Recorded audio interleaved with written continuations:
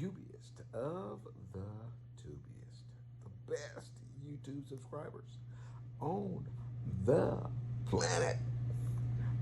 That's you. And I'm 50 plus. So today, I'm going to spend a little bit of time explaining to you guys why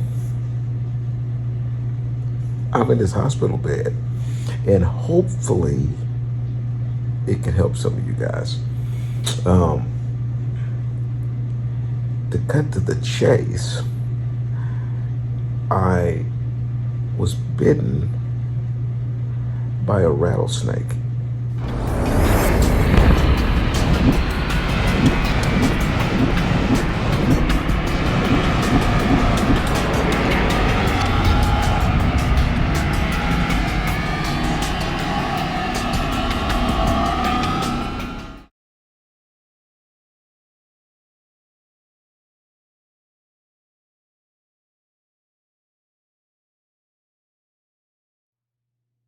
See that? So I was on, I, myself and my student already parked at the terminal in Laredo, and uh, he walked inside and handled business and everything, and um, we ate and everything. So it was probably like 9:45 or something at night. We'd been parked there for a little bit, by the way, but it'd been like 9:45, something like that. And I decided, I'm gonna go inside and take a shower. The student was already in the building in the driver's lounge, and uh, I walked. I got out of the truck and I was walking with my shower bag, and um, my I had my little shower slip-on shoes, right? So I was walking through the parking lot, and then there's a little short area where there's grass, and then there's a little sidewalk and a patio. On the patio, they have a big, huge barbecue pit there, and I walked through the grass, and then I stepped onto the concrete pavement, and I was walking around the barbecue pit. Just beyond the barbecue pit is a bench, and it's where you sit down and eat and all that. A picnic style bench, right? And there's a guy sitting there at the picnic bench. So um, as I walked around, I felt, like I bumped something and a burning sensation on my leg, and I thought that I had maybe, because it's a barbecue pit there, I thought, well, I must touch the barbecue pit. Somebody finished cooking, and that's coals or whatever's hot. But I walked on into the shower, and I put everything on the sink cabinet thing there in the shower room, and I pulled up my pant leg and I looked down and I saw two puncture marks, and immediately I knew what happened. I was in trouble. So I walked back outside, and when I got back outside, the guy that was sitting at the bench is now standing on a bench going, "Rattlesnake, there's a rattlesnake over there." I was like, "Oh God, yeah, he bit me, so now I'm in trouble." So I went back inside, and my student, got his attention, and he and I acquired the van, and we drove to the nearest hospital, which took us from bite to the ER might have been 15 minutes, maybe. So we got here really quick, and the ER gave me some anti-venom, and then transferred me to the actual hospital. So I'm in a room in the hospital now, and hopefully by the time you guys watch this, I'll be headed back to the terminal so that I can um, get me some fresh, clean clothes, get cleaned up some, and uh, you know, move on with things. Now, my leg is swollen. I couldn't get a shoe on my foot. It's swollen so big. The lower part of my leg is. In fact, let me see if I can show you a picture.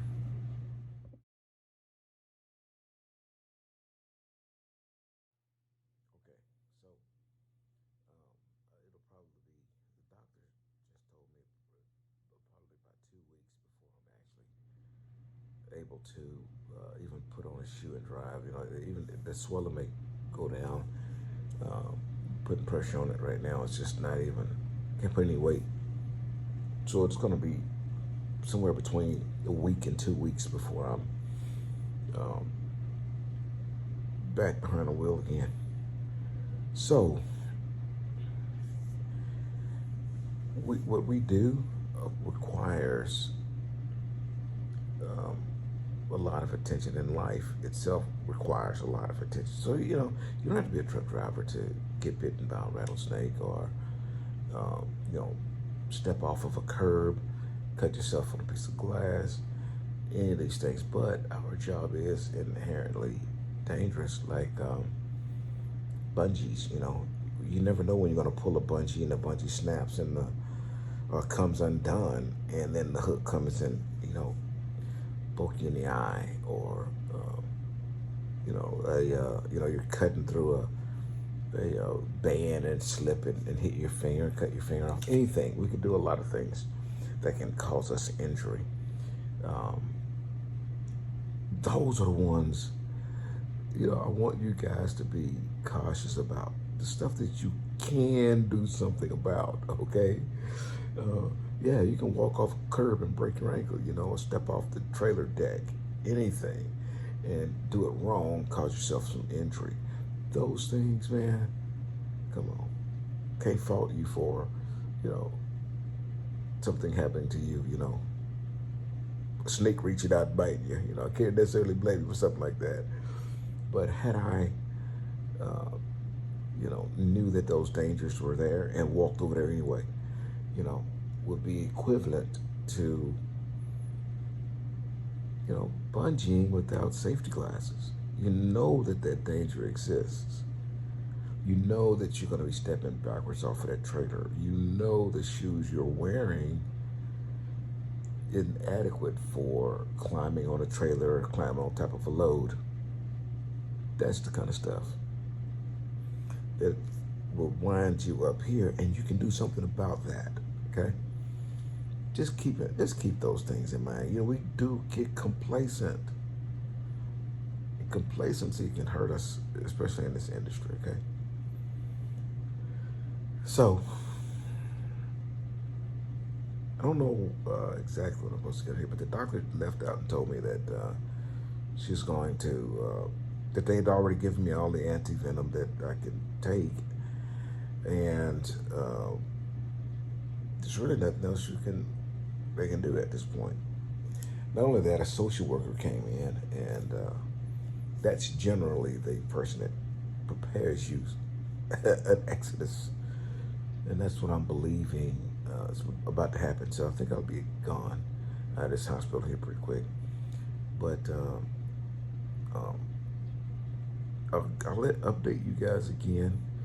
I just want you to know why I was in the hospital, and you know, I hadn't posted a lot of videos, and hopefully I can do one with my current student. He was really a good student, and I mean, the guy can drive really well. He's gonna do amazingly well in this job, no problems. And I'll upgrade him on Monday. That way he don't have to.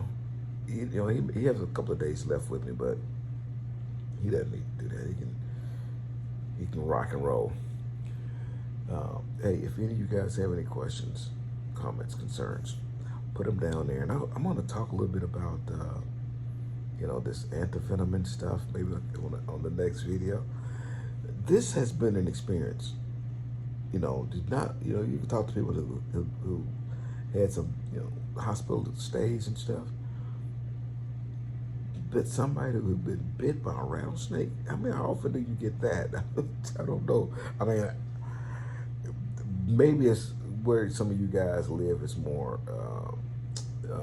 prevalent than, Houston, Texas.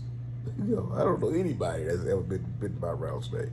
I've seen plenty of them, but I've seen them.